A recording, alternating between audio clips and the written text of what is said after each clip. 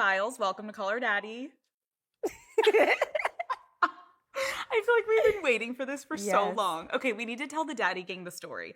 So I would say, like, I don't know, maybe like a couple years ago, I don't remember who DM'd who. No, I remember. You tagged me in a story that you were watching Call Her Daddy, and I lost my mind because I was like, wait, she listens? Like, and then I started pressuring. I'm like, oh my God, I need to like do better. Like, I need to impress Simone. Like, but it was such a cool full circle moment that we started DMing and we had this like DMing relationship here and there. And then when NBC and I started working together for the Olympics, I remember we sat down and they were like, okay, like what person do you want to interview? And immediately I was like, Simone. And like, of course, they're like, LOL, like, that's so cute. Like, of course, everyone wants to interview Simone. I'm like, no, like, I need to interview her. And they're like, do you know her? And I'm like, kind of. Yeah. Like, we're pen pals like that. Yeah. And now we're finally here. Thank God. It's perfect. Yes. Okay, so we were just at your parents' gym. Watching from previous documentaries that you've done to watching it all get built to you now like having your own gym and how supportive your parents have been, like what does that support mean to you? For me, it means the world because being adopted since I was 6 years old to now, it's been a long road and journey, like career-wise and just like who Simone is instead of Simone Biles. So it's been a long journey, but their support means the world to me. They've never really missed a competition, anything besides 2020 Olympics, 2021, whatever we want to call it. That's the only thing they missed because they weren't allowed to go because of COVID. But other than that, they've supported everything that I've ever wanted to do, all of that stuff since I was a young girl. When you say the word Simone Biles to the world, I think everyone immediately thinks Olympian, the GOAT. Yeah. And I think there's like a lot of people that probably don't know where you came from and the backstory of like your life hasn't always just been this picture perfect situation. Right. When you were 3, you went into foster care. Yes. Can you just share just a little bit like what was going on at home that led to that? I was only 3 years old, so I learned that a little bit whenever I was older, but drug and alcohol abuse. And so I just don't think that she was around too much and people, you know, would call CPS or see us out and about. So that's kind of what happened. That's when foster care came and got us and placed us into a foster home. And so the only thing that I remember was just being anxious when we would go to sleep because my brother was in the room next door. And I think we were just always used to sleeping together or close or whatever because he's not that much older. And mind you, we were 3. And so I just had anxiety problems. So we were in a girls' room. They had girls' rooms and boys' rooms. And from my knowledge that sometimes during the night or during the day, they would take kids out and replace them into a different home. And that's usually how siblings were separated. So I was just so terrified that if I woke up, my brother wouldn't be there. Even though I was with my sister, I was like, oh, we all have to stay together, kind of that thing, even from a young age. So I'd always sneak in and go sleep with him because I'm like, oh, this is my brother, you know, because I didn't understand the separation whenever at nighttime. Fast forward a couple years later, I was at gym and I knew I was adopted. From the moment we were adopted, my family told us, you guys are adopted. And I was like, cool, okay. Right. Great. Like, I don't know what that means, and then they had asked us if we wanted to call them mom and dad. And from my knowledge, I was like, perfect. Like, why wouldn't I? And so it was just super strange to me because I remember this day at gym. We were talking about our families and they had said something. And I was like, oh, well, I'm adopted. And it felt like everything in the room in the gym stopped. And they were like, what, you're adopted? Because that was not to their knowledge. And I was like, why is everyone freaking out? And so I was like, well, you know, my parents, those are my grandparents. My uncles, that I call my brother now, those were my uncles.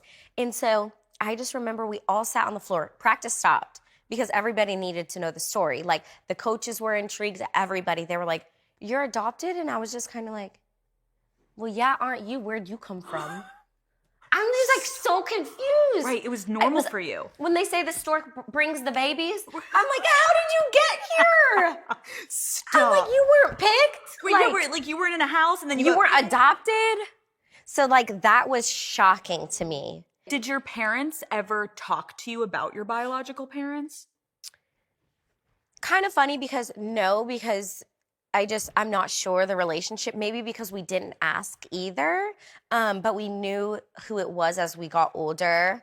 Shannon, and that's kind of what we just address her as. But I knew once I got older that that's my dad's daughter, and then that's also crazy explaining to people because I'm like, my biological mom is also my dad's daughter, and I call him dad. So it's just like everybody's hella confused. It's a whole family tree that you're like, don't make me explain it. My parents are my parents. I got chosen, feeling blessed. Let's move on. Literally. Oh my so I'm God. like, if you think too hard, it just gets jumbled.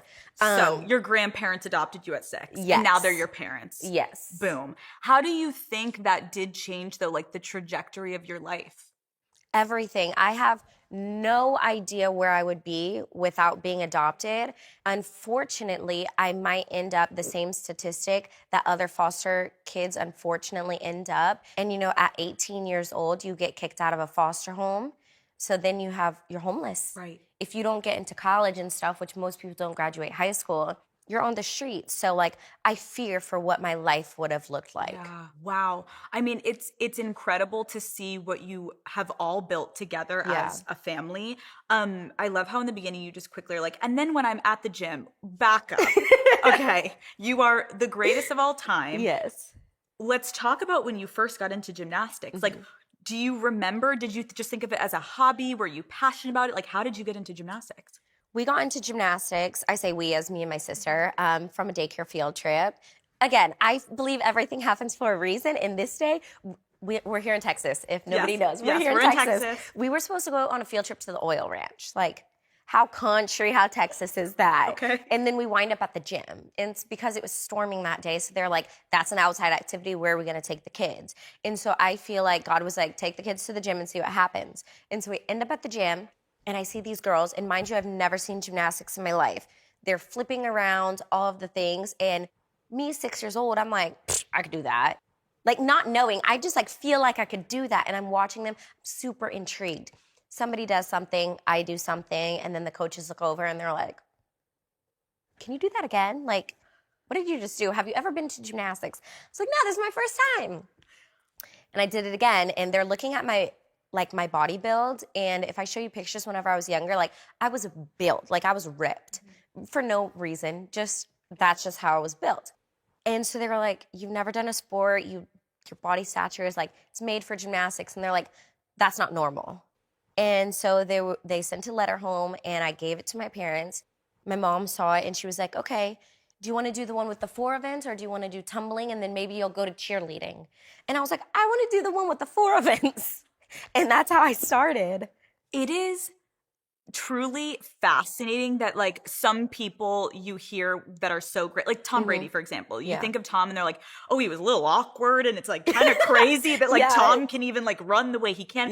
For you, it's the complete opposite, where like you walked into the gym and people were like, who is that girl? And you had never done any of this before. Because I was going to ask you, like, was there ever, once you started, an aha moment that you were like, holy shit, I'm actually really good at this? Never for me. Everybody else always saw it. And since I was always the smallest in my class, the shortest, I thought they would always be like, oh my God, she's so good. She's so cute. She has so much talent. I just thought it was like what your grandmother does when she comes around every year, like, oh, you look so good. Like, I thought really that's what it was. And I'm like, you're just saying that because I'm so short. So it took a while for me to really like lean into my talent and to realize, oh my gosh, I could do something or be someone.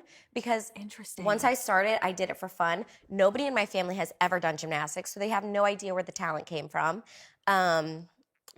My siblings were really good at track, but that's kind of it. Were you in school? Did people make comments about how short you were? Like, it seems short, like you were... yes, because like you could always grow. So they were like, we're just waiting for her growth spurt, which I'm still waiting. I tell God, like, finish it when I'm done with gymnastics. So maybe we're not done yet. I mean, the doctor probably thinks my growth plates are closed, but that's a different story. I love it. You're like, it's going to happen.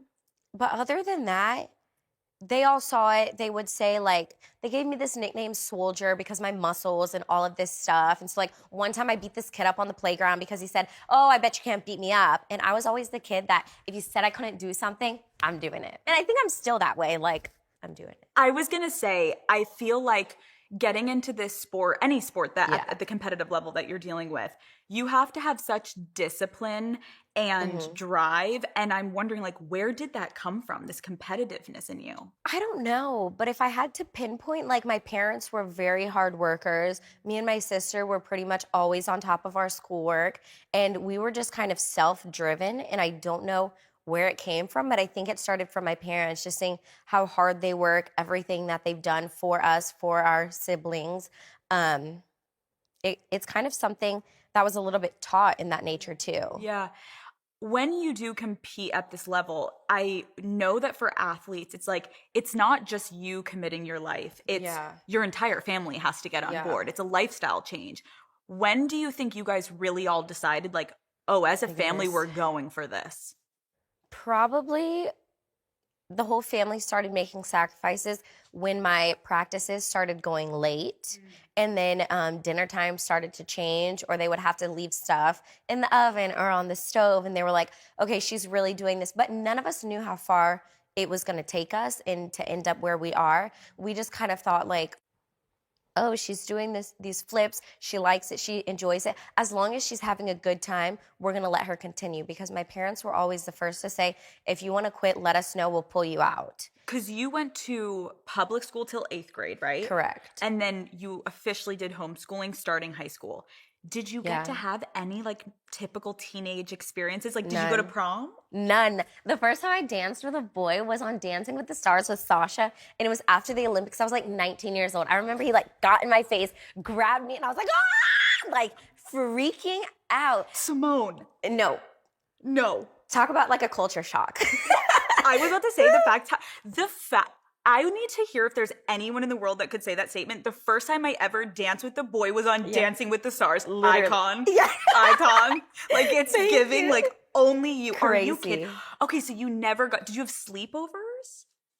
Some, but then at that time we had moved like 40 minutes away. So if we ever wanted to have a sleepover, it was more like your mom drops us off, your dad brings her, because like the distance. So other than that, we'd have some best friends come sleep over. But then it was kind of like, okay, if you stay over on Friday, you're not leaving till Sunday. So we had sleepovers, but then again, it started turning into, sorry, I have practice on Saturday, so then go to the gym, we'll drop you off.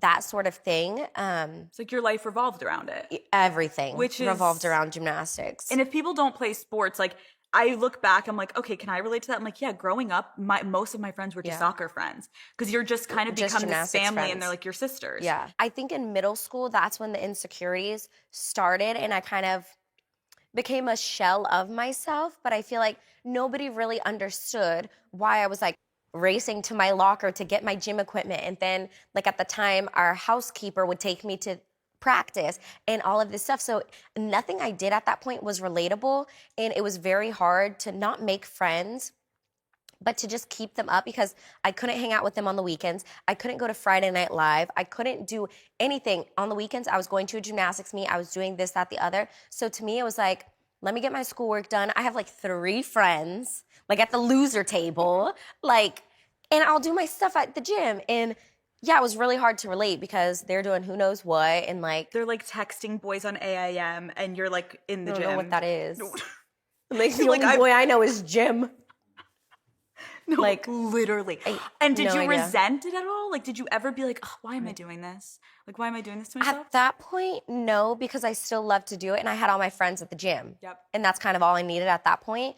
But going into high school, I was like mad at my parents. Like, mad as hell, like, you figure it out why I can't do school and gym. Like, you figure it out. Like, some of my friends could do it because their states allowed that. And that's at the time I started doing national team camps, and we missed so much school. So I didn't have a choice, but like, California, as long as you did your schoolwork, and I can't speak on the rules or Yeah. the laws now, but it's just how it was back then. They could miss, however, as long as they got their schoolwork done out of it. But Texas law states you can only miss X amount before they fail you, even if you do your schoolwork. So that just wasn't an option for us. And it's not like we were ever gonna move or do anything, because like Texas has kind of the best gymnastics, and that's what it was. But I wanted to go to the football games. I wanted to go to the school dances. I wanted to, but it was okay that I didn't, because I knew I wasn't confident enough in my body to show my muscles, because at that time I wore a lot of hoodies and I didn't want my muscles to show, because then at that point I'm stronger than all the boys because they haven't bulked up yet, and I'm just like, hey, nobody really understood, so it was okay.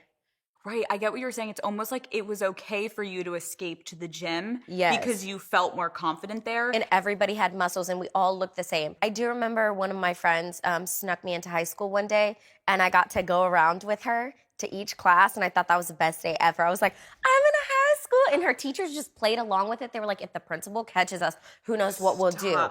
But I did a whole entire day with her, and that was so cool. Well, it's incredible to look back, and as much as you sacrificed, the sacrifice is clearly paid off, because when you were 16 is when your winning streak just really began. Yeah. You won 3 consecutive world championships, and then you went on to dominate the Rio Olympics. Yeah. When you look back at that time of your life, like, what does that success mean to you? Well, to me, I thought that's kind of where it ended.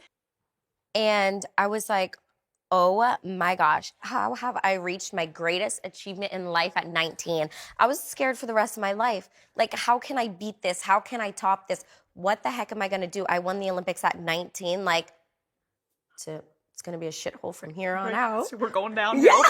No, literally, because most people don't get to go to more than one Olympics or do those things. So at one point I was like, I did it. This is my greatest, like, this is the greatest thing that I wanted to achieve in my life. And then I was like, I did it at 19. You almost like were excited for 2 seconds to then be like, can I even and actually enjoy this? Because does this mean it's over? Yes. And so I was scared, but at that time you couldn't really tell me anything, because I was like, oh my gosh, I did it. And I knew as soon as that happens, we've watched previous Olympics, so we know how their lives change after that. So I knew it was going to be different, but I knew that it was going to be different every day at the Olympics. My followers go up 10,000, and then I had 1 million. And then I was like, what the heck is happening, and why are people following me? I was like, at that point, I was like, yes, this is my greatest achievement, because I've been vying for this since I was 6 years old, per se. But then I was like, but y'all haven't watched the come up, so why do you care? Like, this is my greatest achievement, cool. So it was kind of weird to me that people were following me because I had won the Olympics, because to me that was the biggest thing.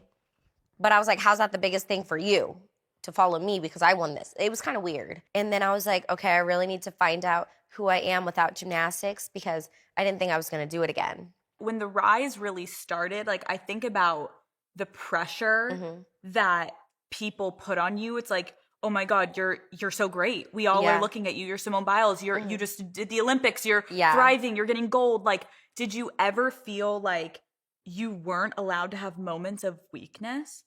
A lot of the time, because on a lot of the teams, like, a lot of the girls looked up to me. So I felt like I was that strong person that everybody was like, oh my God, Simone's so strong. She has a strong personality. If you had something to describe me as, strong went before that word. So I felt like I could never show a sign of weakness, but I just always felt like I was the strong one for my friends, the strong ones for my family, the strong ones. So it was just kind of like, I got to a point where it was so hard for me to cry or show emotion. But I also think that came from gymnastics. It's like, throw all that out the window, work on what you need to work on, and then outside of the gym, whatever happens, happens.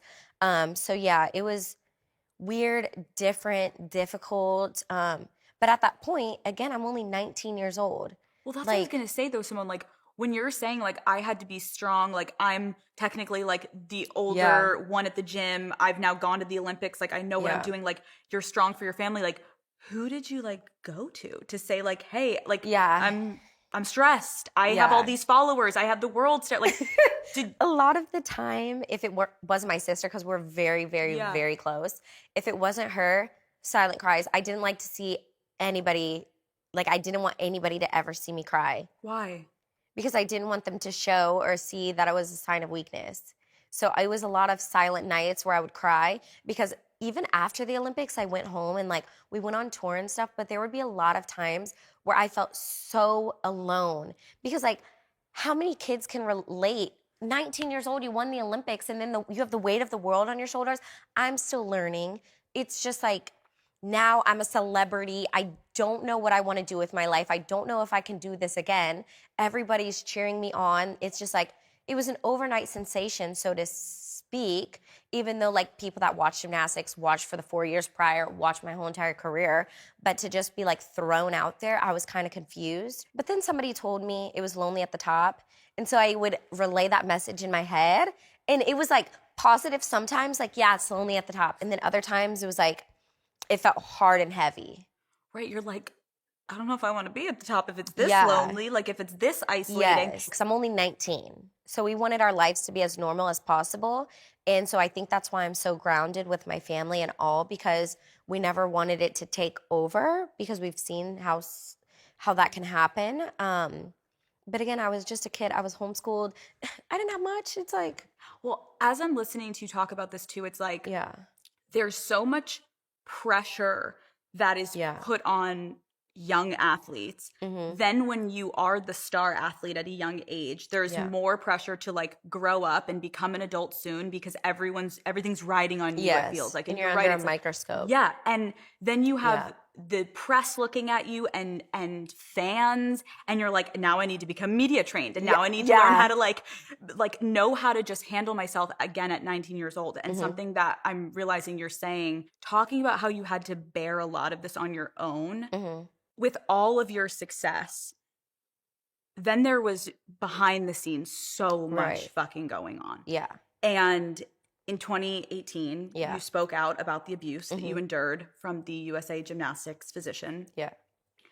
I'm so curious, Simone, like, can you talk about your decision to open up about that? The main reason I did that is because a lot of people follow me, a lot of people go on my platforms, and I've always been an open and honest book from the very beginning, and I've always decided I'm not gonna let anything ever change me, because this is who I am, so take it or leave it. But I've always been an open book. Like, I was talking to my friend the other day, and she was like, I met you in 3 minutes. We went from talking about this to like deep stuff. And it's just like, a lot of people, when they meet me, they can feel that. But it's after that, I decided to speak out because I know it could help a lot of people. So if I could shine a light on whatever that is, then I'm gonna do that. But I wanted to be in a good enough place and to have the proper help lined up before I spoke out, because that stuff was so traumatizing, and I truly don't understand how I did what I did under those circumstances and how I put on a face. But at some point, as an athlete, you were an athlete, so you understand. It's like, we normalize a lot of stuff, but then we push off emotions. It's like, we do so much. It's this like, you can create this like false narrative in your head of what Yes. you should endure and what's normal. And that's all you know. That's all we knew. So we thought it was normal because we're all homeschooled there together. Right. It's like, right, you're all going through the same thing. yeah, and so if we're talking to each other, and if this is happening to you, this is happening to you, okay, right, like, cool. It's normalized. What we're talking about also is like, there's so many different forms of abuse, but like the abuse of power Yeah. it's such a tricky situation, and we see it so often. But Yeah. like, we're having a conversation about someone that you were told to trust, but also by an organization that was supposed to protect you and foster your career. And so there's so much, yes, abuse mentally, physically, emotionally, but like, I'm curious because I think sometimes when people look at you, it's like Simone Biles, like the face of mental health, and she's the best gymnast, but it's like, on the real day-to-day, like, this shit is fucking awful to go through. Yeah. And people weren't with you on the day-to-day. Yeah. Once you decided to speak out about this, like, how did processing this trauma show up in your day-to-day life? Well, at that point, I was diagnosed with depression and anxiety, and I kind of knew I was depressed, but I hid it so well because I train 34 hours a week. So what do I always do whenever I'm at home? I'm in my room laying down, resting. But I knew this resting was very different. Like, it was hard to get out of bed. It was hard to do anything. It felt like everything felt heavy in the end of the world. And again, a lot of sleepless, crying nights. Like, why me? Because it's just like, and then you kind of play victim, and then it seems like, again, nobody can relate to you. Nobody's listening. I trusted this person, this, that, the other. So it just felt very, I wouldn't even say dehumanizing, but it felt like I held a lot of the guilt that wasn't mine to hold. The fucking worst. Yes. And I think that was the hardest for me to process. Mm-hmm. And I learned through therapy, like, yes, this is not my guilt to hold, but to convince myself that, because it's easier said than done. Totally. But to convince myself that, it was really, really hard. And I think I'm still working on that in therapy. Like, it's gotten a lot better and I feel comfortable, and now I can have conversations and stuff like that. But yeah, I have good days, I have bad days, but I also know that that doesn't define me. It does not define you Yeah. at all. It's an experience you went through. I do think it's unfortunate how so few people understand, though. Like, this is something that is a part of you for the rest of your life. It doesn't define you. Yes. But when people are like, okay, like, it's never over. Yes, and that's, I think, as an athlete, that was the hardest thing for me to process too, because, you know, if you get injured, you go to the doctor and they're like, okay, 3 to 6 months or 3 weeks or whatever. And this is like years. And I'm like, why do I not feel better? Like, if a doctor could sit down and tell me, I'd be great. Because I thought like, oh, 3 to 6 months, 3 to 6 weeks. It's like, we're always on timeline with injuries. So whenever it's a mental injury or a physical injury that you're going through like that, with depression and anxiety, and nobody can give you a timeline, it feels like it's never ending. And I was like, I just don't understand. I should be fine by now. And doesn't that bring up sometimes, like, there's shame that comes with it? You're like, why the fuck is this not going because away? it's like, I'm not going to want to be in 10 years talking about this and somebody's going to be like, God, here she goes again. But it's like. But I do think you talking about it, Simone, and that's why I think it's really important how you said, this does not define you. But it's also important to show people, when people are like, that's so sad that happened to someone, and then they move on with their lives. Yeah. This is something that stays with people forever. Yeah. And so to neglect the conversation of like acting like it didn't happen, Yeah. it did. And you are who you are, but it's a Yes. piece of you and it's a part of you. I also think that's such an interesting comparison of like, if you mess up your ankle, it's visible, you can feel it, you can't ignore it. With trauma, emotionally, you can shut that shit down and you can bury it so far. And that's the thing, we're so good at as athletes at doing that too. And my therapist is like, just take it out of the box, roll it out on the floor. Like, it's fine, because we're so good at like depressing everything. So it's like, God. So for so long it's worked until it didn't anymore. And that's what you saw at the Olympics, a big old spill. And I was like, to me, I couldn't understand why that happened either. Because I'm like, gymnastics, like, what the heck is going on? Why is this happening? And then my therapist is like, well, we know why it happened. And I still have conversations with her to this day. And I'm like, hey, look, it's Olympic year. Did we figure out why that happened? And she's like, Simone, we figured out why this has happened. I was like, are we sure? Are we sure? Like, because it shit can't happen again. Yes, but it's like, it wasn't just a mental injury that happened called the twisties. It's like compressing all of this shit for so many years. It just unfolded. Right. Like you can't compress trauma that much longer. Yeah. And I hate to be the person that blames it on something else, because I'd rather blame it on, like, I have a hangnail. Sorry, can't vault. Like, or whatever it is. Right. You're like, I wish I could say, like, yeah, like, money. yes, and at that point, after I came out about it, they're like, she doesn't want to lose. And I was like, first of all, I almost broke my leg, but thankfully I didn't break my leg. And I called my agent and I was like, this is a mental injury that they can't see. Do they want me to wear a helmet? I'm like, because they couldn't see it, so they couldn't relate to it. They couldn't grasp it. It's not something that I could tell them so that they could feel like, if I broke my ankle, they'd be like, should I broke my ankle before too? Like, I know how that feels. Of course you can't vault. But for a mental injury, nobody could understand it. So there were so many narratives thrown around, so many different excuses that were pushed onto me. And I think the shittiest part of all at the Olympics, I have very good, like, senses, and I knew something was going to go wrong. I couldn't pinpoint what it was. or when it was going to happen, but I just had this feeling deep down, this is not going to go the way I want it to. And I don't know why, but I have this deep, deep feeling like something's going to happen. To people that, I mean, aren't familiar, yes, Yeah. you went to the Tokyo Olympics. And Yeah. I'm curious, like, so you're saying you kind of knew, like, when do you think you knew? Like, where were you mentally going into the Tokyo Olympics? I don't know, but I could feel something, and I felt myself, besides all the pressure, because we deal with that as elite athletes. We have different tactics about how we're going to carry ourselves and how we're going to do whatever so that we can still compete to the best of our ability, you know? But there was something that I could feel that was going to be out of my control. And I didn't know when it was going to happen or what was going to happen. But I was like, I felt strange, but I'm not going to tell anybody on the team that.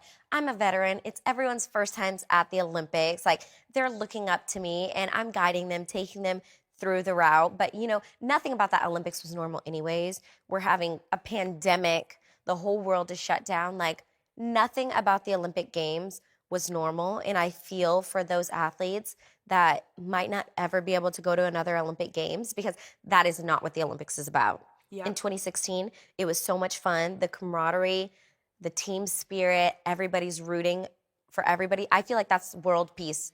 Time stops. Doesn't matter what color you are, what religion you are, what you support, what you don't support. Everybody comes together to support their athletes in their country. So it was just very strange, but I could feel something, like the wires weren't connected, like the red, the yellow, something was off. Mm-hmm. And in training up to Tokyo, did you feel that too? A little bit, but we had been training so hard and we were prepared. Like, we were so prepared. I've never been so prepared for an event in my life. I mean, obviously besides 2016, but this felt like a different kind of prepared. And it felt a little bit more calm. Isn't that so crazy as I'm listening to you? Like, you're like, I'm on the plane ride to Tokyo, Yeah. and I knew. Like, I knew Just like something. just like was weird. And you didn't know when. Yeah. But like, that's again, like the body just telling you, like, something ain't right. Yeah. Simone, we're not good. And Yeah, you're but like, to me, push it down, we are fine. And to me, I was like, it's fine, take your medicine. And some of the days, we're asking my doctor, I'm gonna take two of my pills. I never take two of my pills, but I was like, something's coming up. It feels like I don't know what it is, but like, I cannot control this. It is out of my control. So we're gonna control what we can control. Let's take your medicine. Maybe try 20 milligrams. Maybe try this. And it was just like, it was the weirdest experience. And whenever I look back at it, it doesn't seem real life, which maybe is a good thing. Right. You're like, it's kind of like, it's a good thing till everybody reminds me. No, as I'm sitting here being like, so let's talk about the team final in Tokyo. Yeah. I'm curious. We know what happened. Mm-hmm. You get lost in the air during your vault and everyone was shocked.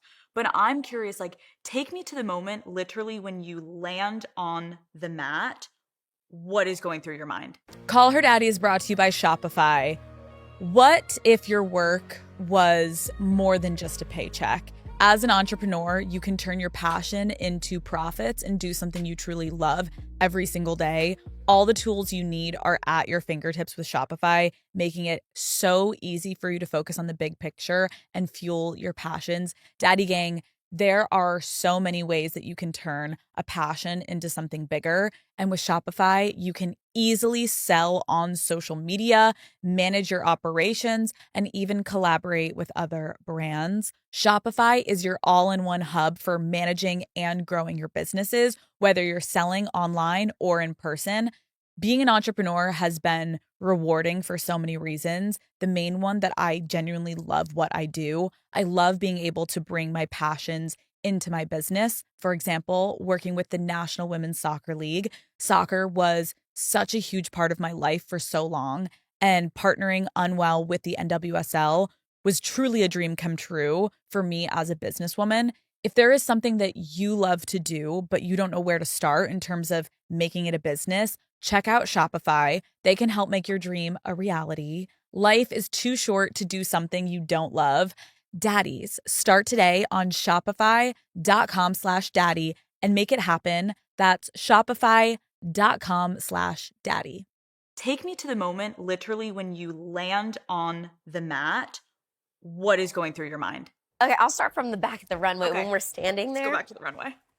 So in the back, like, we already knew my gymnastics was kind of janky. Like, in training, I was having twisties already, but I'm trying to push past that. And I would literally tell my teammates, like, I'm fighting demons. I'm fighting demons right now, but I'm gonna do it for you guys. Because like, the cords were not connected. So I literally felt like I was fighting my body and my mind to do these tricks. So we're trying to do some different things in the back. And I'm like, okay, I can't do a full and off beam. Can I please go back to my double, which is way harder. But I know if I twist more, it's better for me. So then we go to vault. Vault is feeling a little bit weird in the air. And you can see it. Like the girls, we ended on floor because we started on vault out there. So we end on floor. I go to do my first pass. And you can see in the air, like you can ask the girls, it's not like my first pass is a triple-double. And usually when you do it, you see my regular videos, you see 1, you see 2, you see 3. This one, it looks like I'm going like this in the air, and it doesn't feel comfortable. I have no idea where I am, but I'm twisting, like praying, land on my feet, and they're like, that looks jacked up. You can tell. All of the gymnasts in there from all of the countries are like, that's jacked up. That looks jacked up. It looks like she's never done this a day in her life, but they know it's a twisty. So people are kind of trying not to watch. We get out there and vault, and I was like, okay, it's fine. I warmed up everything. Like, it wasn't good, but I did it. And so we get that out there on vault, and we have a one-touch warm-up, go over the table, do a 1.5. And I'm like, what the fuck? Like, what was that? And so I'm like, it's fine. And everybody's freaking out. I don't have another touch, so I have to go stand there until it's my turn to salute and go. I don't have another touch. So the girls can you explain that to people that have no idea what gymnastics, like they're like, what yes, what do you gymnastics, mean? Once we go out there, we usually have a one-touch vault. And it is what it is. It's to warm up. You're usually sitting in the back for 40, 45 minutes. Come out. You get one turn to take to warm up your vault to perfection. And then you sit there and wait till it's your turn to salute. And, hey, I'm at the Olympics. You know, that's your debut before, you know. Yes. And so we go out there. And I do the 1.5. And my teammates are shook. They're like, are you okay? Are you okay? And I'm trying to convince myself I'm okay. So I don't need you asking me if I'm okay. Right. Because I'm okay. Listen, I'm okay. We're great. Like, everything is not okay. Like, yeah, literally. And so they're like, you're fine. And I was like, I don't know why I did that. I don't know why. And I knew once I got up there, I'm chalking up. We can't put Jordan in yet. I have to go. I have to put up a score. No matter what it is over the table, I have to put up a score. So I'm chalking up, and you can see if you watch the video, I'm like, because I have no idea what I'm going to do when I hit that table. And so in my head, I'm standing there and I'm like, I'll just do the double pike, which I haven't warmed up in like 4 days. And I'm like, if I do a double pike, over rotate it, it's fine. And then I was like, they put up a score for a 2.5, so I have to do a 2.5. And I'm thinking, if I do a double back, that's so dangerous. My coach will kill me. My team will never forgive. And I saluted, and I was like, praying to God, because I knew I was going to do a vault, but I didn't know what I was going to do. And I knew I was going to try to do a 2.5, but I didn't know how many twists I was going to make. And I just, because I couldn't twist anymore. It's just like your body, your brain opens up, have no idea where you are. So I opened, landed like that. And as soon as I land, I kind of grin, and I'm like, shit. And I salute, and I want to run. If I could have gotten a plane and flown home, I would have done it. But I just, as soon as I landed, I was like, oh, America hates me. The world is going to hate me. And I can only see what they're saying on Twitter right now. That was my first thought. Simone. I was like, holy shit. What are they going to say about me? Because usually if you go to the Olympics and you flop or whatever it is, everybody on their couch eating those little chips. Right. It's like you let the country down. Oh, I thought I was going to be banned from America. Because that's what they tell you. Don't come back. If it's not gold or bust, don't come back. And I was like, I don't. Thanks. Can we just pause also? Like you landing, and the first thing that you're thinking should have been, thank God I'm alive.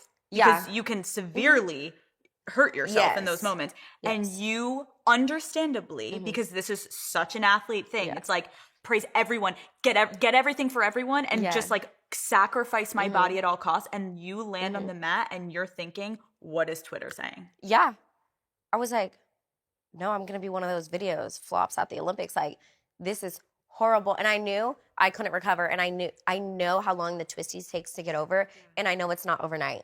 Can you explain also to people that aren't familiar, what is the twisties? Okay, if I had to explain it in gymnastics terms, it still might not make sense, but it's basically like your mind and your body is at a disconnect. Your body is going to try to do something, and your mind is going to be like, no, you're not doing this work. You're going to open out. You're going to do this. But it's the same as if, like, the best way I could describe it is every day you drive a car. If one day you woke up and you had no idea how to drive a car, your legs are going crazy, you have no control over your body, that's kind of how it feels like. You've been doing something for so long, and you now no longer have control. Terrifying. And it's terrifying because we're in a car without any protection. I am my car.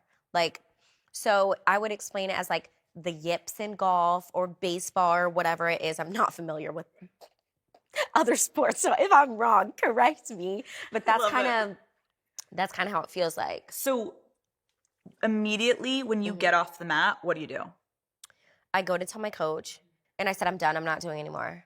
Because if I survive that, I don't know how much else I can survive. Like, I always say I'm a cat with 9 lives, but I think that was my 9th. I'm done. And she's like, are you sure? And I was like, yes, Jordan, gear up. You're in. You're doing the rest of the meet. I'm not. Like, I can't do it. And are you like internally freaking out, but you're coming off just internally, but I didn't want to freak out in front of the girls. Got it. So I kept like as composed as I could have. And I was like, you guys got this. And then they just we went to the back just to get evaluated, like mentally and physically. But we also I didn't want to scare the girls. So I was like, can we please go? And there's cameras, all the cameras rush over. And I was just like, because I know it happened, but I also don't know what happened and why it happened. So we just went in the back. The girls are gearing up for bars. I come back out and I was like, you guys got this. You'll be fine. Trust me. And they were like, no, we can't do this out without you. We're not going to win anymore. Da-da-da. They're freaking out because they also know what Twitter's going to say if US doesn't win. And I was like, don't worry about it. You guys are here because you're the best in the world, and you will be. Like, go out there and do your job. But I think it was really hard on them because mentally they lost their best player, the veteran. Like, I think it was really hard on them. So that's something that I'll never forgive myself for that whole entire experience, because I wish I could have been in there with them in a way that I was supposed to. Physically, putting up team scores, putting them.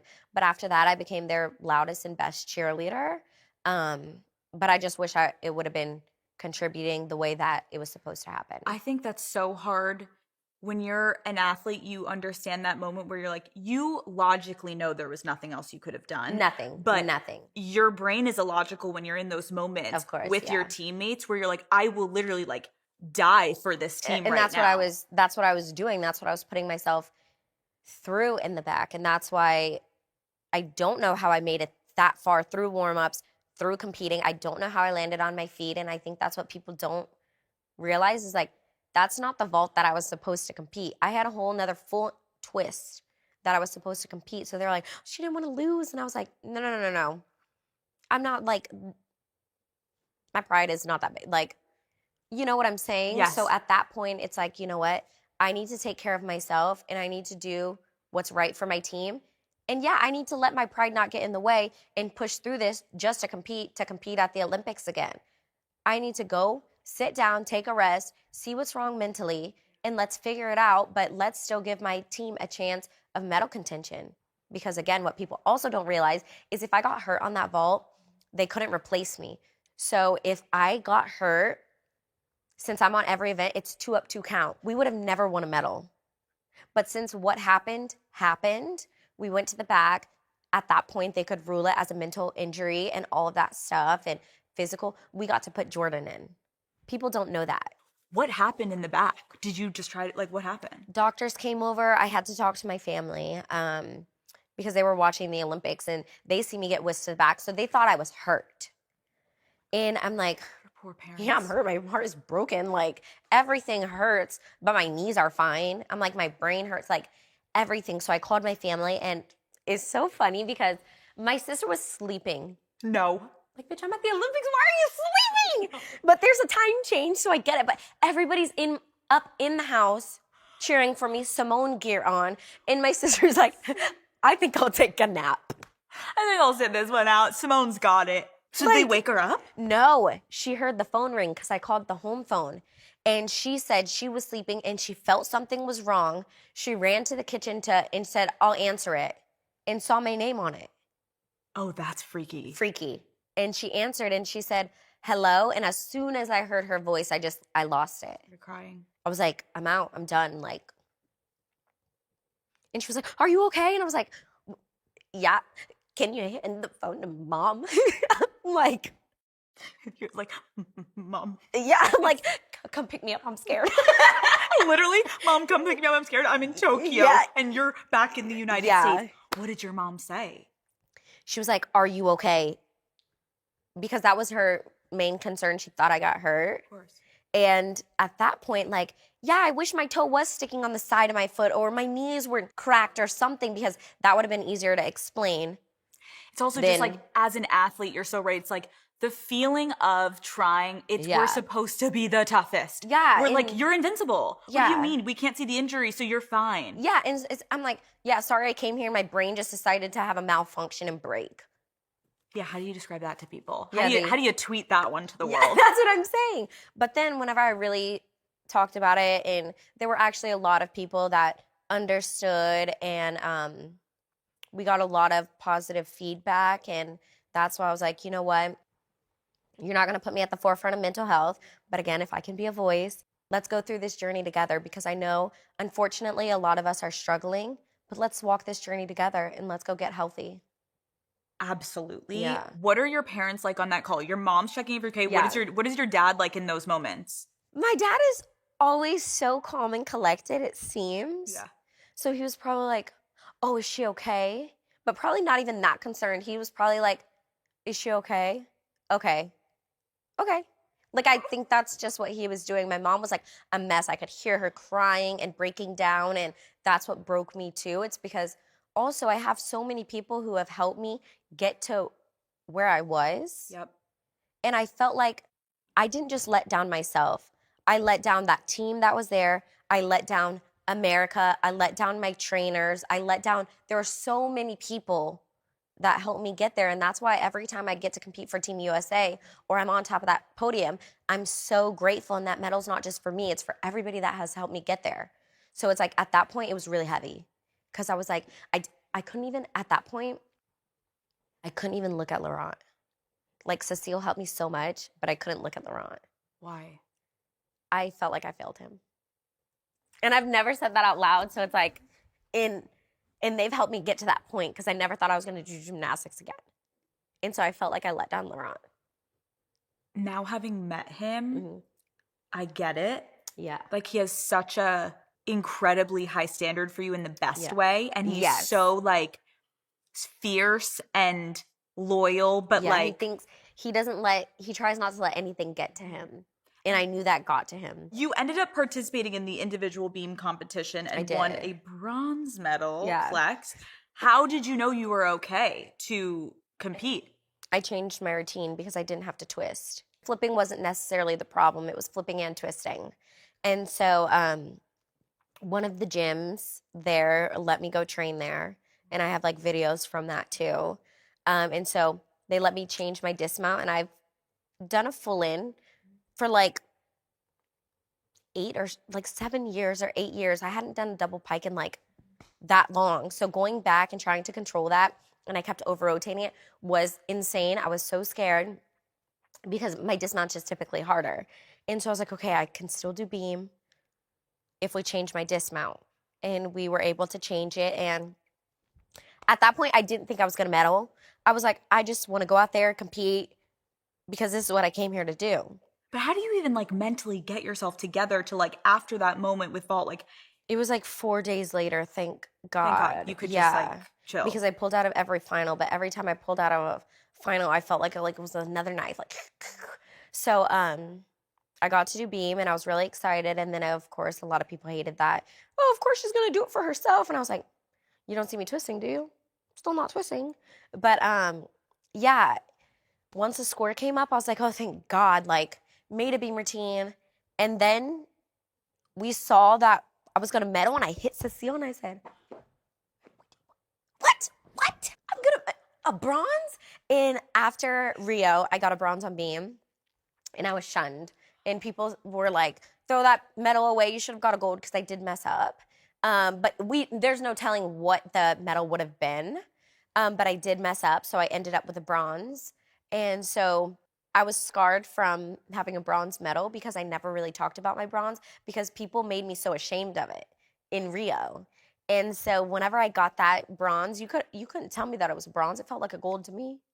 Right, you're like, I'm just happy I got a medal. Yes. I'm happy I got back out there. Competed. For people to be like, don't come home with that bronze. It's like, sorry, do you know how to do a cartwheel? That's what I'm saying. Like, sorry, who are you to say don't Yes. come home with a bronze? Yeah, it's crazy. I'll It's walk my ass back into America Yeah. and happily raise it around. Right. I'll take a bronze. Yeah, so it's just like from one spectrum to the other, from having a Rio bronze to Yeah. a Tokyo bronze. It's like polar opposites. Like I'm swinging that thing around. People are like, you know, that's a bronze. I'm like, ah! Like, We got it. Let's yeah, go. like you couldn't tell Right. me that it was a bronze. Because you got it. Yeah. Like, God bless. Yeah. Okay, take me to the plane ride. I'm picturing you're like getting through these Olympics at this Yeah. point. You get bronze. You're like, time to go back Mhm. home.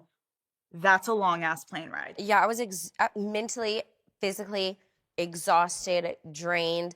I have nothing left and I can't put on a face anymore. Like I physically could not wait to land in Houston, and they made us go to New York to do like the Today Show and so I got my hair and makeup done, whatever. Still putting on a great face because I'm like, all I want to do is hold my mom and cry. I want my mom. Like, I just want my mom. And like, just first today, so sweetie, smile. Yes. You're like, And so as soon as we landed in Houston, again, there was at the gate so many cameras, so I still had to put on a face. I couldn't break down. But I hugged my mom and I just like felt comforted. But I couldn't break down until we got home. And guess what? When I got home, they threw a parade. And they were like, get ready, Simone. We have a parade through the neighborhood. Like, get your convertible, smile and wave. I just wanted to have a breakdown, and I didn't want to have it. This mental breakdown, it was waiting. no, it is sitting in your chest. You're like, Horrible when can I cavity. sob? When can I sit in my bed for 48 Yes. hours and not leave and just sob? Yeah. And you had to do a parade. Yeah, parade. At that point, you're like, I just wanted to cry. will the tears even come at this point? I've been holding I just them in. wanted to cry and be like, this was the shittiest thing ever. I don't know why it happened. I just wanted to sulk in my feelings and to be by myself. And I didn't want anybody to tell me that it was okay anymore. Because I'm tired of everybody telling me it's okay. It's okay to you. It's not okay to me. What happened was not okay. Like, so that was that. So when did you break down? Probably when I had to unpack that suitcase. And then I went on tour, and I was hosting my own tour across America, Gold Over America, which was absolutely amazing. The fans, the kids, beautiful. We put together an amazing production. But like even before some of those shows, I had therapy. I can't recall what time our shows started, but say it started at 7. I would be on therapy from like 4:30 to 6. And then I would give myself an hour to get ready. And some days Jordan would come in my room because I had my own room. I'd be bawling my eyes out trying to put on my makeup because I'm talking to my therapist about the Olympic experience. Put on my face. Wow, hi, Gold Over America. Love to see you. Like crazy. It's like, Yeah. It was fun, and I will cherish every stop and every show that we got to put on. Totally. But it was just like behind the scenes, just nobody knew. Well, no, and that's what I appreciate you sharing that because Yeah. it doesn't take away from you an amazing experience with Yeah. those people, but it's like, again, shows the level of strength you have of like, you know, Simone Biles, the public Yeah. person, and what she needs Yeah. to do to show up. But like, were you, and I don't want you to share what you're comfortable because therapy is sacred, but like, in those sessions, are you going beat by beat, or are you Yeah. just talking about the overall feeling and experience? For me, since it was a new therapist, which God. yeah, Is it that was, good or bad timing? I'm like, it was a new therapist, and every time I'm with the new therapist, it feels a little bit uncomfortable. So I like to start by saying like, "Hey, I'm like an onion. Let's peel the layers." Like I'm an open book anywhere else, but with trauma, it has to be by layers because listen, I still have to put on face. I still have to go do these shows. I don't, so it was kind of layers by layers, but like the compartmentalizing that we do as an athlete And just as a human, I know a lot of us do it, was insane, and I don't know how I got through it. But honestly, I think the tour helped me get out there and realize there's more to life than gymnastics. And I honestly thought, since I didn't compete at the Olympics in the way that I was supposed to, and that we didn't win gold, I thought nobody was going to show up to my tour stops. And night after night, it kind of filled my cup up because all of these girls and the fans came out. And I remember after a show, sometimes we get to see our family, but since COVID, it wasn't too much family. But my family and some of the producers were at a show, and we were in the back. We were eating dinner after the show, and I broke down crying. And I was like, I cannot believe people are still showing up. Why are they showing up? We didn't win. And that's when I realized, like, holy crap. It's not about that. Yeah.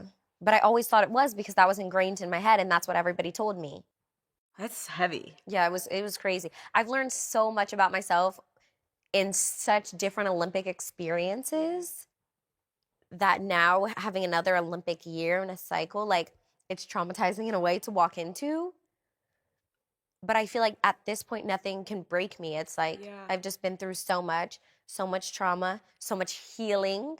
I'm actually excited to see what happens after this. I was going to say, like, in a strange way, because I was thinking about, I'm actually, like, I feel like I can visualize, oddly, like, that scene of you opening that suitcase. Yeah. And just, like, sitting there with it in front of you of, like, and the emotions and everything you're feeling from what you just tried to run away from, kind of, is sitting there going now to this new phase.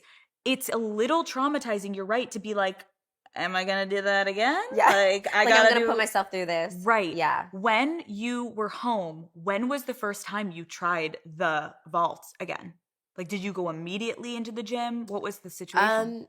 That's what I wanted to do, but since we had tour, there was no way for me to really get into a gym and train like that. But I was so traumatized. So after tour, I kind of put it under the rug. That's for another time. I would go into the gym and train, like, play around. I wouldn't say train. I would go into the gym, go see the girls, and I would just go jump on the trampoline and do backflips, back tucks. Like, people call it backflips. That's why I'm saying backflips. Yep. But I would go do back tucks, and even that felt kind of weird because I'm like, whoa. But I hadn't done that in a year because I took off a year or more. And every time I went to the gym, it was kind of traumatizing. And so every time I'd flip, I just, like, flashbacks to Tokyo. Oh, I'm going to get lost. I'm going to get lost. And Laurent would always come over and he's like, okay, go into the pit. Let's do a full. And I'm like, I'm here to see the girls. I just wanted to jump on the tramp. You're like, I'm just, like, here to jump on the trampoline. Yeah, like, calm down. He would make me twist and go back to the basics. And I wasn't even training. I literally would just come visit. And he didn't want me to have that feeling because, and before that, I would watch gymnastics on TV and the girls would be twisting and I'd be, like, cringing. I'd be like, oh my God, I'm going to throw up. I can't. Because I can't picture myself doing it because I took so much off. What was the lowest point of the entire Tokyo aftermath and experience? I would say it wasn't even in Tokyo, unfortunately. I think it's whenever I decided to come back and train and getting over those demons, because there were so many days I would come back in the gym and it was like 1 step forward, 5 steps back, 1 step forward, 5 steps back. Because as soon as I got lost, one time, get lost, pack my bags, I'm out of there. Why am I putting myself through this? Hell no. So I would literally, like, I left so many times. It was frustrating for both me and Laurent because he didn't fully understand the twisties. And for a lot of the time as gymnasts, we know it happens, but it's very unspoken of. And whenever it happens, you pretend it doesn't happen. Huh. Why? Why is that? It's not a good feeling. It's dangerous. It's like horrible. It's scary. But you don't want to speak up because then you're like, I don't want to be out. Yeah, and then the other girls will look at you and they feel like once you get lost, it's going to happen to them. Got it. So it feels contagious. Interesting. So whenever they were looking at me and doing it, it just, like, it's so weird.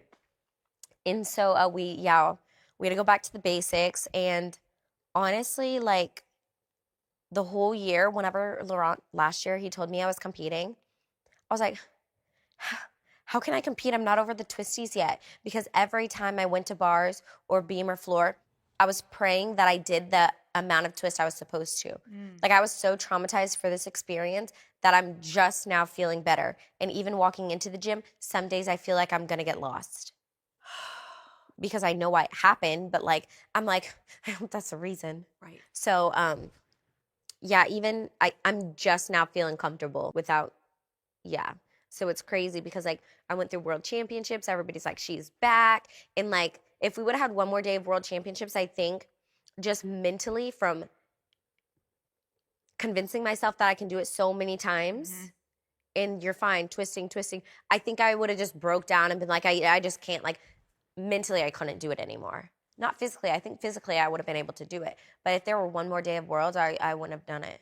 Because I think what people I hope understand is like there's this mental taxing aspect of like when you fail at something, you can't unsee it. Exactly. And you can't unfeel it. So you're trying to remove yourself and you're trying to push it as far away as possible. Yeah. But your brain has experienced it once. So you need to be so mentally strong to lock that so far in the corner. But it's hard. Yeah. So when did you approach your coaches and say, I want to come back? It was kind of funny because the conversation didn't go how I thought it was going to go. Oh, okay. And so I think I requested a meeting or whatever with Cecile and Laurent, and we ended up at their house and brought my husband, my little blanket. And I was like, okay, I want to go back to the Olympics. I want to do this. And they're sitting across the table and they look at me and they're like, no. And I was like, ah! I just told you I want to go to the Olympics. Like, I want to go back to the Olympics. Let's do this. Right, like scream for me. Yes. And they were like, no. And I was like, what's happening? I'm like, what's going on? And they were like, no, you've set expectations for yourself for so long. Let's just go back in the gym, get in shape, and see what happens. And I was like, so we're not going to the Olympics? We're not training for the Olympics? You're like, we ain't going to Paris? Yes. Like, what do you mean? And so that was really weird to me because I thought they were going to be on board. Like, yes, we have the process laid out. Let's go. And they just said no. And I was like, do I get new coaches? Like, what's going to happen? And I was like, oh, you're right. And he was like, let's not just think about the Olympics right now. Let's think about maybe getting your skills back, twisting comfortably again, doing this. And I was like, oh, those things? Oh, okay, fine. Yeah. But then can we go to the Olympics? Yes. And that's kind of how we started it. And then I didn't think I was competing at Classics last year. And he was like, yeah, you're competing. Here's your Leos. Here's this. Here's that. I was like, what? No, we weren't going to the Olympics. So I can officially ask, and you can confirm, like, the goal is to go to Paris. If all goes well, I'm training. Yeah. The goal is to go to Paris. Yes. So if you're going to Paris, how are you approaching the games differently compared to previous years?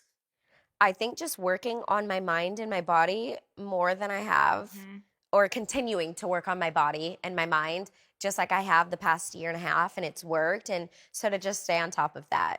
It's exhausting, but like I have to do it. It's working. I didn't think therapy was going to work, and it's working. So therapy is the most incredible thing that I have always said to people. Like, you do, though, need to get into it when you're ready. Yes. It's like so many people can tell you to go, and if your body and brain is not ready to go, it's not even going to penetrate. You're going to be like, I don't feel shit. And you're not going to open up. You're not going to talk. You're not going to be vulnerable. You're not going to let those demons out. So it worked out for the better. I think I saw an interview of you where you were like, which I kind of loved, you were like, people ask you your goals if you're, for the Olympics. And you're like, I'm not sharing my goals because I'm so sick of people then like shoving them in my face if I don't hit it. And I think that's good for you to set boundaries with press.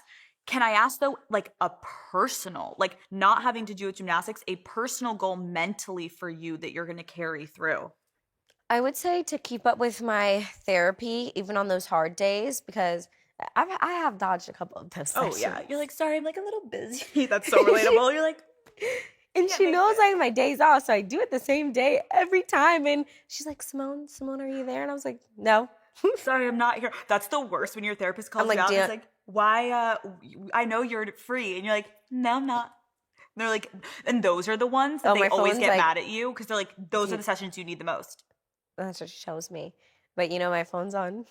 Do not disturb. You're not disturb. You're like, I can't hear you. I'm like, I missed it. I'm like, but I feel so guilty and so ashamed. I do too when I ghost my therapist. Is there anything more toxic than ghosting your literally. therapist? You're literally like, Yes. this is like the most toxic because it's the healthiest relationship Thank you're you. in, but like so toxic. So bad. Sometimes you can't. We need a break. Sometimes I don't want to talk my feelings too much. And sometimes it's like exhausting. I just feel It like is. a record on repeat. And again, it goes back to like, I feel like I should be healed by now. Mm-hmm. Now you're shoving this down my throat. I hope you, and I know this to anyone going through mental health situations or survivors, whatever it is, like it is not on you to speed up the process of recovery from trauma that was not your fault. Yes. And so it's hard to, again, as athletes, Yeah. you're trained to get over things so quickly, but this is one thing you have to like rewire your brain to be like, it's okay to feel this and don't shove it away. Yeah. Call your therapist. Yeah. Talk it through. No, 100%. And I agree. And I think I've learned that with my therapy over the years. So I am very grateful that I'm in therapy and thankful for the resources we have, because before this, like, no athlete was very outspoken about doing therapy or this, that, the other, or even just getting help. So we are in a very fortunate situation that we're able to do that and we're allowed to be vulnerable with our fans and with our community. So I guess I just want to say thank you to them too, because without them, we wouldn't be able to do what we do. So, okay, this is still Call Her Daddy. So I want to talk about your husband. You're married to an NFL player, Jonathan Owens. yes. Call Her Daddy is brought to you by Liebe by Yves Saint Laurent. Daddy Gang, Mother's Day is officially approaching, and there is nothing I love more than finding something unique and special for my mom that she will absolutely love. Lori, shout out. Moms do so much for us and wear so many hats. They deserve a fragrance that can keep them feeling confident and beautiful every step of the way. The YSL Liebe fragrances make the perfect Mother's Day gift, Daddy Gang. The new Liebe L'Eau New has a fresh citrus floral scent and notes of green, mandarin, bergamot, orange blossom, and lavender, which are ideal now that we're in the spring season, okay? Plus, it's long-lasting, alcohol-free, and it comes in radiant jewel-like white bottle that will look stunning on your mom's bathroom countertop. And if your mom likes a deeper, muskier scent, there's the iconic original Liebe Eau de Parfum with warm, sultry notes of vanilla, orange blossom, and lavender. It'll leave people asking your mom what she's wearing everywhere she goes.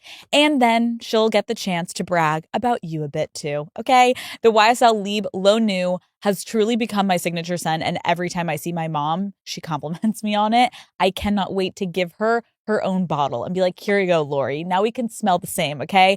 Also, while I'm at it, I'm going to pick up a YSL original Liebe Eau de Parfum for myself too. It's the best of both worlds. I need to restock, okay? Wearing a good YSL fragrance just makes me feel clean, classy, and put together, even if I'm in a pair of, sweats. Also, I found that the L'Eau New leaves my skin radiant and glowing, so it's a must-wear for any date night with Matt. You're welcome, Matthew. I'm obsessed with the YSL fragrance. They just constantly elevate every moment of my day, and I'm so excited to share them with my mom this spring. Shop Liebe by Yves Saint Laurent at Sephora this Mother's Day.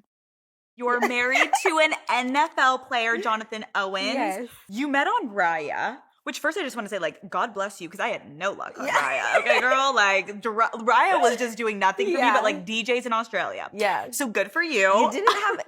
I had no luck. I could have put your I could have changed your Thank settings. you. Okay, well... Your settings were off. Were they? Athletes, check. 50 to 100 miles, check. Listen, I had enough of my days with athletes, okay? Simone, I had to move on. What made his profile stand out? I think First of all, boys are so different from girls because, like, we're picking the cutest backgrounds, Totally. the most aesthetically looking pictures. Like, and I wanted him to see, I didn't want to really show that I was a gymnast. So I didn't want to put like a gymnasticy picture in there unless he had to click on my Instagram and then see I was a gymnast. So I didn't want that to be the first impression. So I was like, okay, face, not that much makeup, this, that, the other. But what stood out on his profile was just like, he seemed so charismatic. He had these little dimples, you know, the light eyes. And I was like, oh, he's so cute. And I think he had his bulldog on there. I was like, he has a dog. This is so cute. That's how, I mean, even note to men listening, even if you don't own a dog, take a picture with the dog and put it on your profile because it will work. To me, if he had a dog, that meant he was responsible. I love that you think that is the first thing. Meanwhile, I'm like, oh, he's so cute. Is that him laughing back there? Or someone's laughing? But listen, someone's then laughing. I went to his profile and I didn't know it was his nephew. And I was like, he has a kid. Oh, no. You thought he had a kid? I thought he had a kid. But then, you know, our soccer skills, 30 seconds, you figure it out. Figured it out. You figured out everyone. Yeah. Of course. So it was okay. When did you start to realize he was the one? I know. No, I know. Actually, and this is so cliche because everybody says this, but like the first time I met him, I came home from like our little date and stuff, and my friends were at my house, and I was like, I'm gonna marry him. Like, who says that? I don't know why I said that. I don't know what it is, but I just felt something. It just like felt what? different. Like the energy or the energy, how well we got along, and like it was a COVID relationship. It was like March of 2020 whenever I went over. I had to go to his apartment to meet him. It wasn't in a public setting, and we knew it didn't want to be public because we're both like public figures. They just take pictures, whatever. But to go to his apartment, I was like, right, like for a first date. But we had no other choice. Everything was really shutting down in our city. Like that week, everything was starting to shut down. And so for me, I was like, let's just do a play date with the bulldogs. And he was like, because I have a bulldog too. And he was like, well, no, because then we'll be distracted by the dogs. And for me, I kind of sometimes like distractions that's away from me. So that like, if it's awkward, I'm like, oh, my dog, look at her. The dog is sitting on the floor. Yeah. Literally. So he was like, no, not for the first date. Then we'll introduce them. Like, and I was like, oh, okay. Cute. But then I walked in and his dog was so excited he peed all over the floor. That's and when I was like, maybe girls aren't here very often. Great sign. I love. He's never seen a girl. The dog has never met a girl. Context clues, Simone. You're genius. You're like, they've never seen a woman, no, or never. even the delusion. You're like, they've never seen a woman. Delusion. They're like the delusion. Yeah. What is married life like? To me, I mean, God, we were together the whole entire time, and then as soon as we get married, Green Bay's like, hey, we want to sign him. So we went from our wedding, dropped our bags, flew out the next morning, signed a Green Bay, and they were like, see you Monday, Jonathan. So as soon as we got married, it was long distance. So it was very different. Now he's back home. Now we're getting back into the groove of things. Because we're both on our schedules. We're both athletes. And I think that's what is so nice about our relationship is like we get to focus on our sports respectively, and then we get to focus on each other. But it's no different. We're still dating, you know? Yeah. We're about to be 4 years in. So yeah, married life is no different. Okay, Jonathan, if you're listening, I don't even know if he's in this house yet. I think he is. We have to talk about the viral moment. Yeah. Like we have to do it. I knew you were gonna ask. I have to. Jonathan's viral interview where he said he had no idea who you were and the internet went insane. What was your reaction when you heard the interview and everything? I was in the room. I was sitting on the chair. You just couldn't see me on the videos. I was there for the whole entire video. And you were feeling great. I was feeling great. I was like, my man just killed that. And I was like, stop. And I'm so excited. And like, they even panned over to me with that viral moment. And I just like roll my eyes and laugh because like, but the funny thing is whenever I met Jonathan, we were texting that week. And at that point, I'm like, okay, I don't have time to waste. So if we're going to meet, because if it goes over a week, you're not meeting. Like, forget this, you know. Yeah. And so we met that week. But whenever I would text him, anything I text him, he would say, I can do that. I can do that. So he could do everything. He was a comedian. He was a dog trainer. He was the best cook out there. He was the fastest runner. he could do everything. And that cracked me up about him. So I couldn't wait to meet him to be like, you're not funny. You're not a good cook. You're not shit. Yeah, literally. So I just thought that was funny because, and I thought that was cute that he thought he was good at everything because I'm like, I'm good at gymnastics. Right, let me and he's show like, you. I'm good at everything. And so whenever he did that interview, I thought everything was okay. I'm dying that And you're then in the I go on corner. Twitter and everybody's like, divorce this man. He's mean. And I'm like, he's the sweetest. He praises the ground that I walk on. Like, truly, I've never met a man like him. He still opens my doors. And I'm not saying that to be like, he still opens my doors because that's to be expected of men. But like, he truly goes out of his way to do anything for me. Today, I was like, babe, I'm at the gym and I forgot my camera. Can you bring it? And I meant to bring it to this house. He brought it to the gym. No. Like, he's just so sweet. Right. He's just doing things like you feel loved and you feel supported. And yeah, obviously, so I didn't think anything of that interview. And he never said I wasn't a catch. He said he was a catch because he is. I've never met a man like him. A lot of people that meet him are like, oh my gosh, like I want a man like that, like Jonathan. Like a lot of the girls at the gym, they love him. He's so nice to them. He supports them. He's so sweet. One of the girls at the gym, she's like my little sister. And we had gone to, I think we were at camp. And I always drive her to camp. So she drops her car off at my house and she parks it in the driveway. He got her windows tinted. He was like, you can't be fishbowling out here, and got her windows tinted. Like, he's the sweetest. like he's thinking of the little things. Yes. I think what's crazy is, first of all, just as we know, the internet, like you Oh my never God. know what's going to go viral. And they'll take it and run, and that's exactly what they did. Why do you think people got so upset? Because first of all, that interview had nothing to do with me. It was all for him. So I think they were mad that he didn't include me in the interview.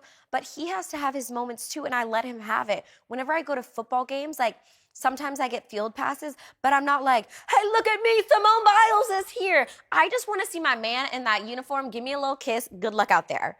It's like, this is his moment. That's his interview. What was I supposed to interrupt that interview and be like, hey, da-da-da-da-da? Right, like you're like, I actually like that you're like, sometimes I'm like, I want to have my wag moment on the field where I'm just like, I'm not Simone Biles, the Olympian. I'm just Simone Biles, like, and that's my boo on the field. Yes, and I love to support him. So I think that they were mad that whenever they said and by the way, like, he said it, but Brian Clark, like, said it so many times, like, yeah, so you're saying, so it was kind of hyped up, boys, whatever, like, yes, those conversations, or drinking their little tequila, whatever it is. So I think that was the thing. If it was that girls' moment, it's just different. That was like their fireside chat, that they're outside hanging with the boys, whatever. Like, there was nothing foul about it. When that was all going crazy and trending, what are you guys saying to each other? I thought it was hilarious what people were saying, divorce him, all of this crazy stuff. And like, he doesn't even like to say divorce. He's probably dying right now that I've said it like 6 times in a row. Divorce. Yeah, literally. Divorce. Because like, that's whatever. So I thought it was hilarious at first, and then they hurt my feelings. Right. And then like one night I broke down, and I'm like, why are you guys talking about my husband like this? Yeah. Like, you don't know him, you don't know who he is, and if anybody's met him, they know he's the sweetest guy and will do anything for anybody. Yeah, it was just perceived in not the correct way. Yes, and so that really hurt that they were talking about my husband like that. Because for me, it's like, talk about me all you want, but don't come for my family. Never. Yeah. Like, because I've been in the limelight long enough where I can brush things off, have my little powwow about it. You're not going to know I cried about it, but I'd be crying about some stuff, Right. But I only cry about it because I can't clap back. Just know that. Why not? Why couldn't you? I hurt their feelings. You're like, you don't want me to clap back. Yeah, and it's just like classy, Classy. But yes, because whenever I was younger, I used to have Twitter fingers too. Oh, okay. Like, my agent, like, Simone, can you take that down? No. Because I would go off on people because who are you to say it? And so every now and then, if I say something, it's like slick and clever, Right. but I can really go there. Yeah, you're just like, it's better to not. Exactly. Yeah. Okay, Jonathan has never... They're in the drafts. Yeah. They're in the draft. You draft them and you never send them. Because if I at least Everyone's type it gonna out, hack I feel your better. Twitter. I hope someone hacks your Twitter and just rips. No, can you imagine? We're like, Bad. damn. Because they're like quoted. No, literally. Okay, Jonathan has never gotten to go to the Olympics before with you. What are you most excited about for him to experience? Well, hopefully he gets to go because that's usually like their training camp. No. And he's working on a new contract. So hopefully he'll work in his new contract at least like 2 days. Yeah. Like even if it's like, hey, personal day. Yeah. But some teams are really, really nice about like if you work with their family relations.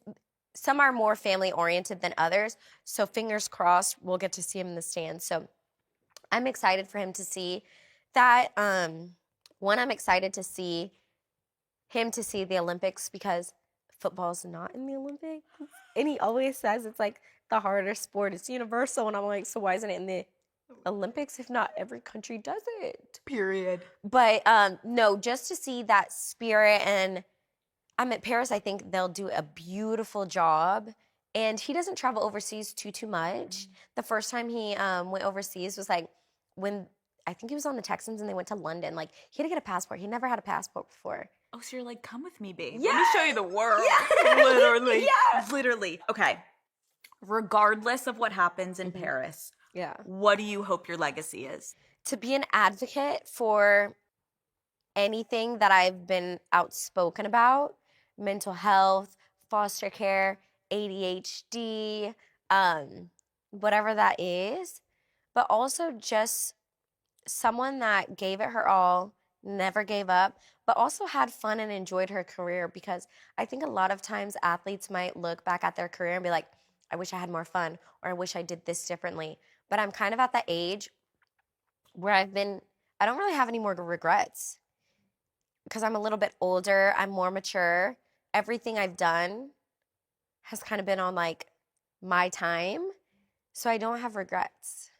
I think that is so beautiful. And I think first I would just like to thank you because hearing so much of what you're talking about, like you are so perceived on the internet and there's so much pressure and it's difficult to open up and sit and be honest and vulnerable. And I appreciate you trusting me with your story and this experience because I am such a huge fan of yours. Thank and I you. think you are so much more than gymnastics, but you are kick-ass badass as a gymnast, obviously you. the greatest of all time. Yeah. So I just cannot wait to see what's next for you. And I don't just mean obviously the Olympics, like just your life and your career and Simone Biles. And I love you. Congrats. Thank you. Congrats. Oh my God, we did it. Yay!